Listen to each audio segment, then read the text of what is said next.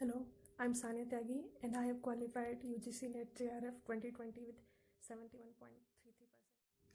For paper 1, there are plenty of good books available in the market and they are more than sufficient.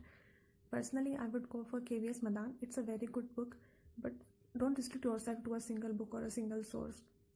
What I mean to say that first of all, get the idea of the exam. So for that you can check out the YouTube videos. There are numerous creators who are providing with these amazing lectures and the main topics. You should cover them first, then start with the book, and after that go for MCQs. Try to do them as much as you can. And the MCQs which are repeating more, the topics which are repeating more, try to revise their concepts via Google, because sometimes and most of the time those topics are not covered in the chapter itself. Coming to paper 2, first of all I want to say that I started from zero, and because I have done my masters from another subject, so environmental science is a completely new for me.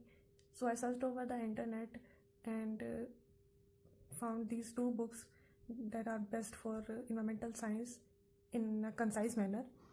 So those were Truman's Environmental Science and Arihant's Environmental Science. Although I have only studied Truman's thoroughly and done MCQs from the Arihant's, I would suggest you that first of all you should get the gist of the paper. So I would recommend you to go through the YouTube channel. There are two YouTube channels. First is Environment Academy by Satinder sir, and second is Zaklit. He's also good at his job. And after getting the idea of the paper, the main topics, then you should head towards studying from the book, and only those topics that are less important should be studied from Arihant's or whatever. And only standard books should be recommended, should be studied for topics like air pollution, ecology. For air pollution, climate change, and all other sorts of pollution, go for Gilbert and Masters. For ecology, Odum is the best one. It is also not very broad. And for other topics like environmental chemistry, you should go for Stanley Manhan book, but only if you have the time. Third one is optional, but Gilbert Masters book is a must.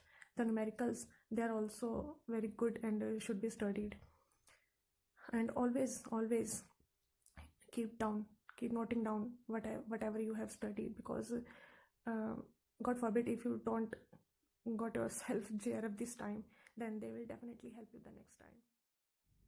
Okay, so there is one more thing that I would like to add, that in today's age when everything is on internet and for our questions we head towards Google, one more thing that we can do is have a note-taking app in our phone, laptop, whatever, because we cannot write down everything we come across the internet, and it's not feasible also.